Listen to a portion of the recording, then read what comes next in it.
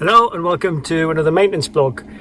We only intended to stay in Australia for a brief stopover before heading north to Indonesia, but due to an early cyclone over Vanuatu and some maintenance issues in Cairns, we had to head south to Brisbane to wait out the cyclone season.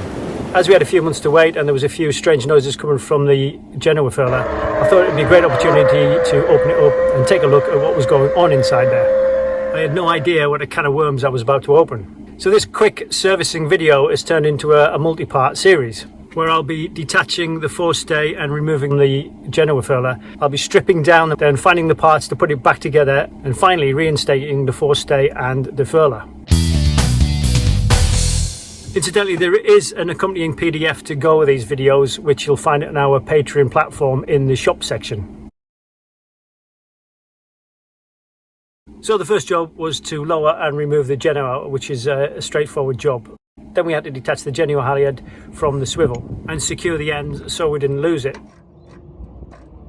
So there's always grease running down the forestay. That could be from the seal for the furler, or more likely it's the grease that's added to the forestay to help the foil revolve around on it. The swivel is part of the ballooner setup and is a complicated mechanism in its own right, but to actually service it you also have to remove the forestay and the motor to get it off. So this video is relevant for that job as well. So the Genoa Furler works by rotating a tube. Now if you can imagine that is the forestay, and the motor and the gearbox at the bottom turns a tube around the forestay, and there is a aluminium foil which rivets on to that, and when the motor operates it turns the entire length of the foil, which furls and unfurls the Genoa which is attached to it. The furler hadn't been serviced since we've had the boat, which is 7 years, and I suspect the guy who had it before, who had it for 5 years, hadn't serviced it either, so I wasn't optimistic that this was going to be a quick and easy job, and I was right. So we used the Genoa halyard as a temporary forestay to take the tension off the real forestay so we could uncouple it. So I drilled out the 8 rivets which was holding the foil in place. So I've just drilled out this aluminium rivets. I didn't have a 6mm bit, I had to go all the way to Bunnings over there to pick up some drills. So once the rivets were out, the foil rotated freely in the mechanism, but it was still stuck in there. So I then tied the ballooner halyard to the base of the foil to pull it free of the furler.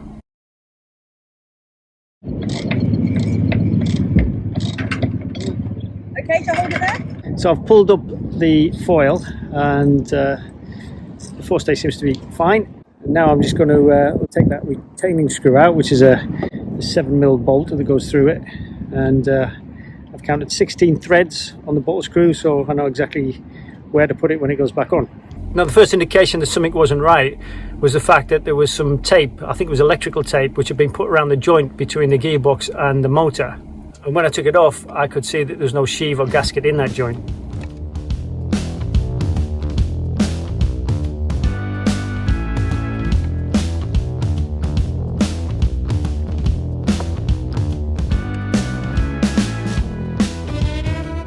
And sure enough, when I removed the housing from the motor, it was obvious that the motor had been exposed to the elements. I was still hoping at that time that I could remove the motor and the gearbox separately, just to make it less bulky to remove, but unfortunately that wasn't possible. So I thought I could just detach the motor and separate it from the gearbox, but it's all wired in and it's caked in with lots of salt incrustation, and the wires actually come through the gearbox casing itself. So it is actually one unit, so we're going to have to detach it from down below, bring the cable through and take it off as one unit.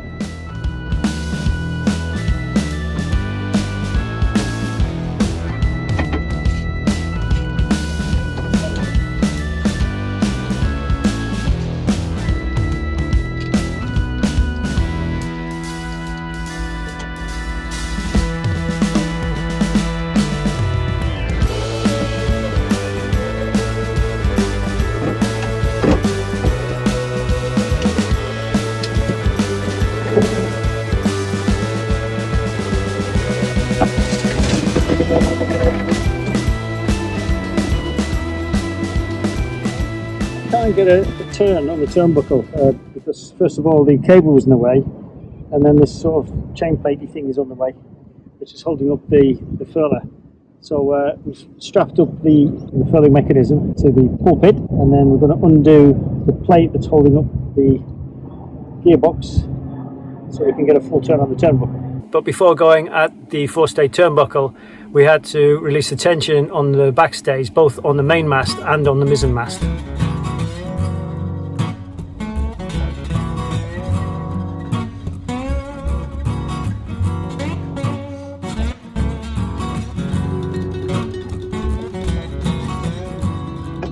We didn't know whether we'd be able to do this job because we've never been able to undo the bottle screw on the forestay.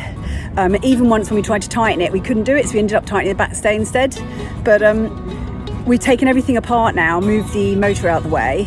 So we even took the tie plate off, which we discovered is the supporting plate which holds the motor up, attaches to the chain plate in the motor. We even took that off to get it out of the way. And we went and borrowed tools, and Woody bought this huge, great big adjustable spanner. So we've got a borrowed tool, one of those, and together we are managing, Woody using all his strength, to undo that bottle screw. We've got it. We did it because we thought we'd have to go and get someone in, you know, usual thing, what we're going to do, but we've got it.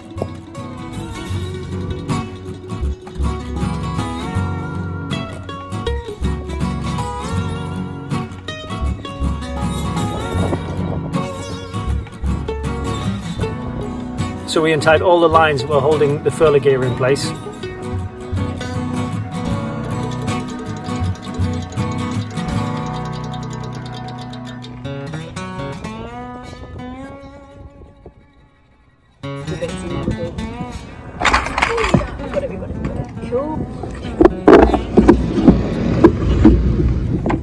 So if you find these videos useful and you're the type of person who likes to return a favour, then you can hit the thanks button below the video and buy me a beer, which would be very much appreciated in this hot climate. One of the things that came out with these bushings that came out of the furler, and I guess that protects the foresail from any rubbing.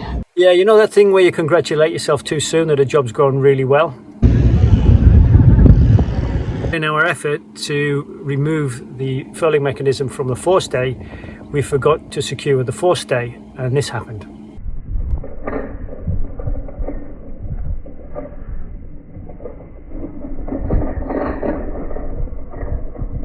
So as it turned out, the foil wasn't as rigid as I first thought, and it bent under the weight of the forestay, and it took the end of the forestay up inside it, and then we were stuck with the forestay inside the foil, halfway up the mast.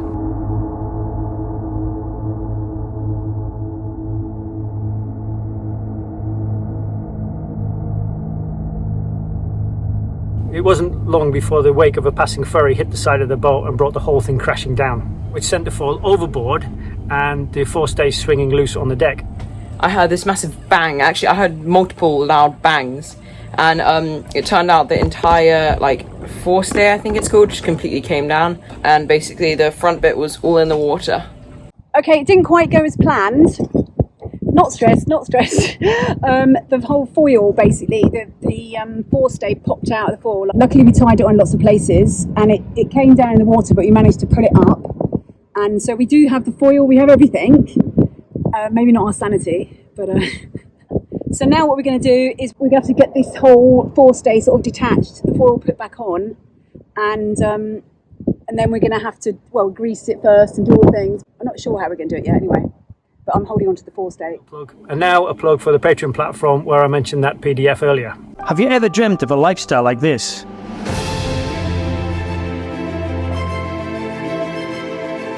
Well, here's some really exciting news for you.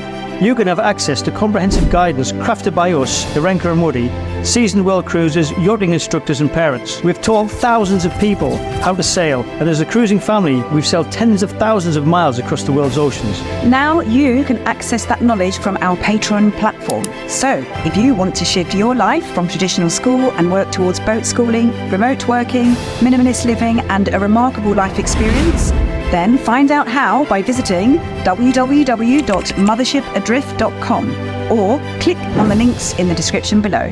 See you out there. So do check out our Patreon platform. We're uploading loads of useful resources up there on a weekly basis for anyone who's trying to escape the rat race. So the immediate task was to secure the forestay and get it reattached. And once that was done, we could relax a little bit, although we still had the problem of working out how to get the foil back onto the forestay. Count. We put it back on What was the count? threads. Oh, Didn't you say it was 16? So we'd successfully removed the furler for servicing, but now we had the added task of trying to work out how to put the foil back onto the forestay. But that'll be in the final part of the series. In the next video, I'll be stripping down the furler motor and seeing what I'm faced with. So if you're an expert or an old salty sea dog with some insights into this matter, then I would love to hear those in the comments below. That's it, thanks for watching, and be sure to check out our other sailing and travel channel, Mothership Adrift. Thanks in particular to our patrons who make all things possible. If you want to become a patron, just follow the links in the description below. You can also check out our merch store with mugs and t-shirts with our Mothership branding.